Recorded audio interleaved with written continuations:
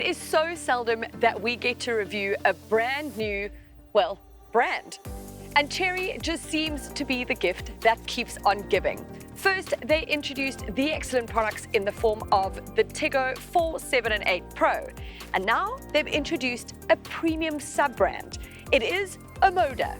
Now, I understand it's a weird thing to say, I guess, but the O stands for oxygen, and Moda stands for modern and stylish aspirations. I mean, I don't know if that helps with the pronunciation, but anyways, here we are. The point is that Omoda has now introduced its first model, and it is this, the C5. One thing is very clear. Omoda is here to stand out from the crowd. This C5 model has to be one of the most futuristic-looking models in the segment.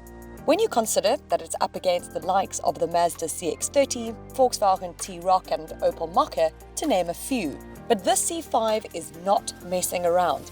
It's all sharp, angular, modern and in your face. This is the top-of-the-range Elegance S model, so the sportiness is further enhanced with red elements here and there, noticeably on the inside planes of the alloy wheels.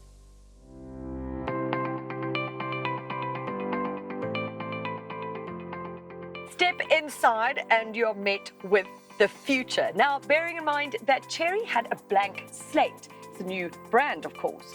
So what they've gone with is a very, very minimalist approach. It feels very high-end in here. I mean, you still kind of detect a few Chery bits and bobs here and there, especially that it says Chery on the steering wheel. But I have been assured that the models that will be sold to the public will actually have Omoda written here and not Chery. I think overall, it just looks very slick, very clean, and very modern. And what you've got here is this 10.25-inch infotainment screen and a 10.25-inch instrument cluster, which is all one long panel. It's very Mercedes-Benz, but it does look very slick, very beautiful. I think one of my favorite things is the angle of the wireless charger. It means that your phone can rest here and you can see it.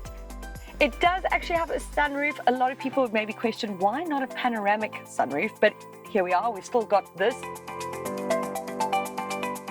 But let's get into the back and see what the space is like.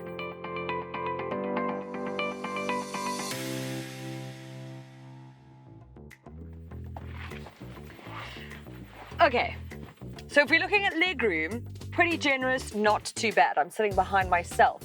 When it comes to headroom, now remember it's got a very, very steep sort of sloping roofline. What they've done is put an indentation into this so that, you know, it kind of gives you a bit more. But I'm not exactly a tall person, so for me, this is fine. But if you're any taller than me, I think you're going to be a little bit uncomfortable. And the other thing is the boot. It's not exactly very big. So I think in terms of a practical family car, this maybe isn't that.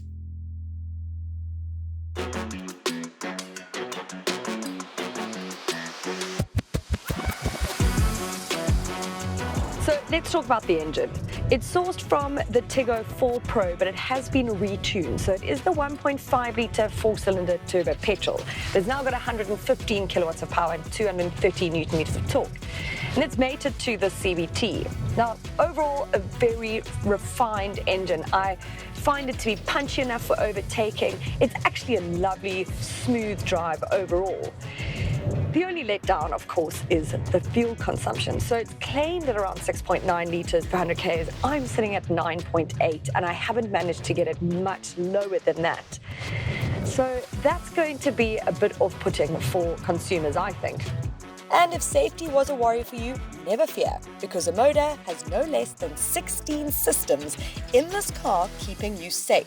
As wonderful as these systems are, they are insanely intrusive, so much so that I actually had to turn them down.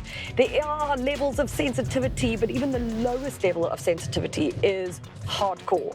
The other bugbear that I have, which maybe wouldn't bother a lot of people and is maybe a bit of nitpicking, but is the sound of the indicator.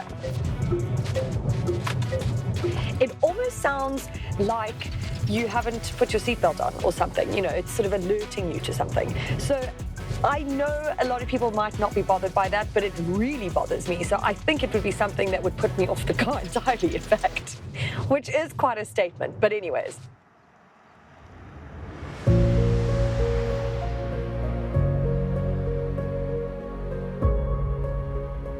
But again, these cars are forgiven their fuel misgivings because of their price tag and what you get for the money.